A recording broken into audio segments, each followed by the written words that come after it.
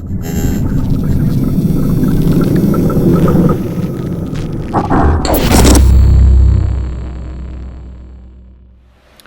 up guys, Evol here. Hey, I just wanted to go over the kind of latest and final iteration of my axial based monster truck. Post build of the Deadbolt based Axial MT. Of course they dropped the SMT10 monster truck in the meantime, which kind of threw me for a loop. I was like, oh, much better chassis. So I went ahead and I converted over to the SMT monster the SMT10 chassis. I took the existing drivetrain out of my Deadbolt based truck and simply moved it over into the SMT10. I purchased this chassis on its own. I did not buy an entire kit because there would just be too much there that I wouldn't use. It would just be taken off and replacing anyway, because I essentially had an entire truck minus the chassis. So what we have here is the essentially the same truck inside the Gravedigger chassis. I don't have all the fancy stuff in it like the driver and everything, but what I do have is fairly easy to access electronics. They did some nice things on this chassis to access the electronics. Literally you can pull just these 4 bolts and that whole front plate comes off.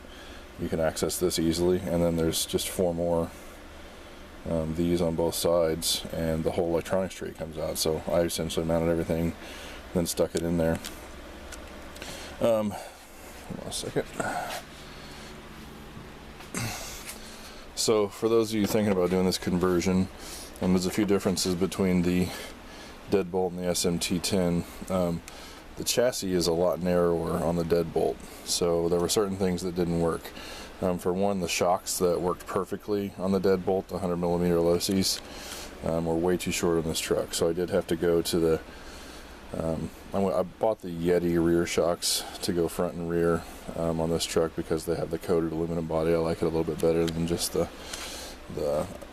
should say the hard anodized body versus the coated aluminum that comes stock on the SMT10. So I thought that was a bit of an upgrade there. And I also had to change over, get that to turn over there. The SMT10 separates the links a little bit more, the lower links. So that stretches the truck out. The wheelbase is a little bit longer. For that reason, my AX10 MIP drive shafts no longer worked. So I had to switch over to the Yeti rears. These are the MIP Yeti rears, front and rear on the truck. And for those of you who haven't seen any of the other videos, essentially the rest of this truck is all Vanquish. These are the Vanquish AR60 V2 axles with the clamping lockers and C-hubs front and rear. Vanquish steering linkage. Inside we have the axial hardened underdrive gears, front and rear, the bevel gears, sway bars front and rear. To run the sway bars on this truck, I had to do some modification to make it work.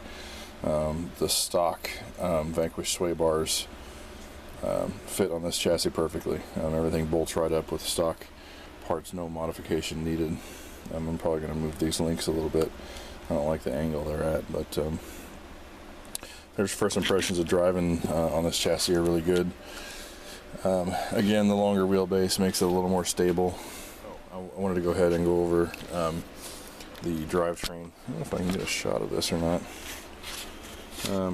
In there is a Vanquish transmission housing with hardened axial gears. Running stock outdrive so far. I'm probably going to switch out to the Incision, it being a machine steel piece as opposed to centered, but so far these have held up with a locker, and I haven't had any real breakers, and I've had some pretty major tumbles with it.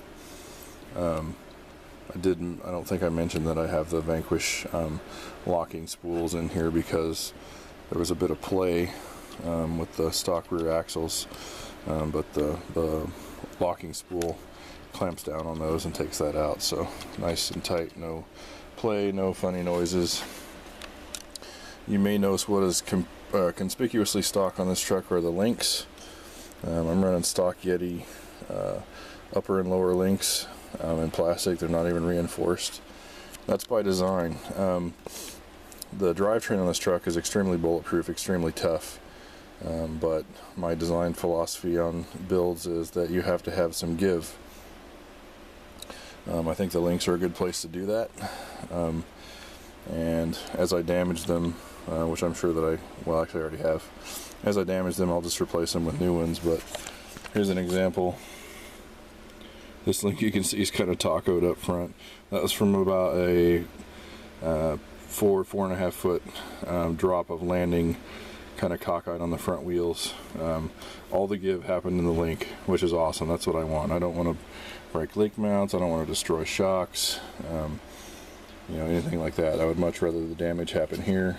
These are, I think, like $7 or $8 a pair, so like $4 a piece. I'd much rather replace these than expensive aluminum options.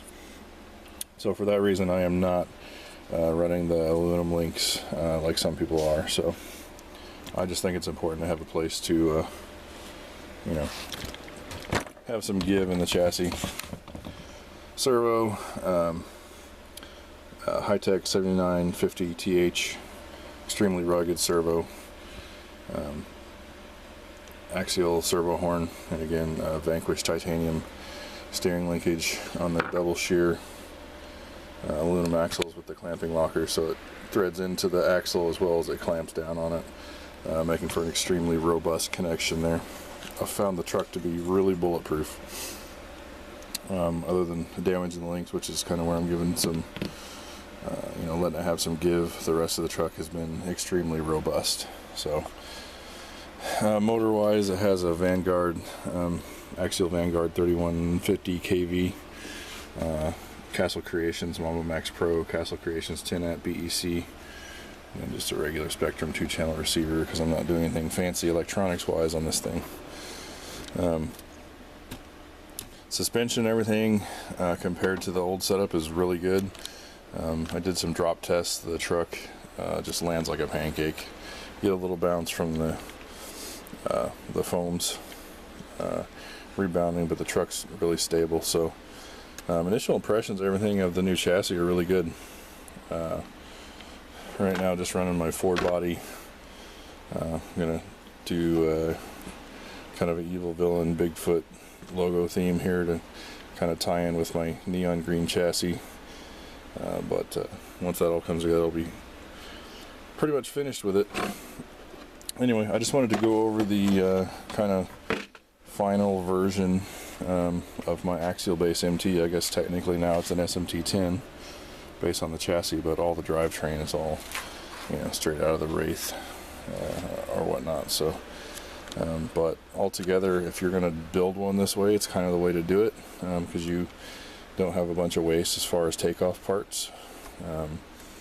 I picked up the chassis and the skid and the sway bar mounts for around $76 shipped, I think, for the whole thing, which I'm pretty pleased with that. I've seen Wraith chassis go for more than that, so I thought that was a pretty good value. And then just transferred my drivetrain into this, with the exception of having to replace the MIP drive shafts.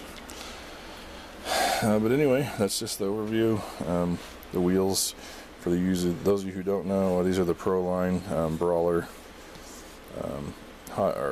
large offset wheel with the Pro Line Destroyer tires. So if you notice that they're bigger than what the SMT10 has on it, these are actually, I feel like they're a little more scale to the chassis and everything. It looks better to me. So anyway, enough blabber. The next video is going to be some running video from this, so you guys can check out this setup. If you want to build one for yourself, you can see how it runs. Thanks for watching. Catch you on the next one.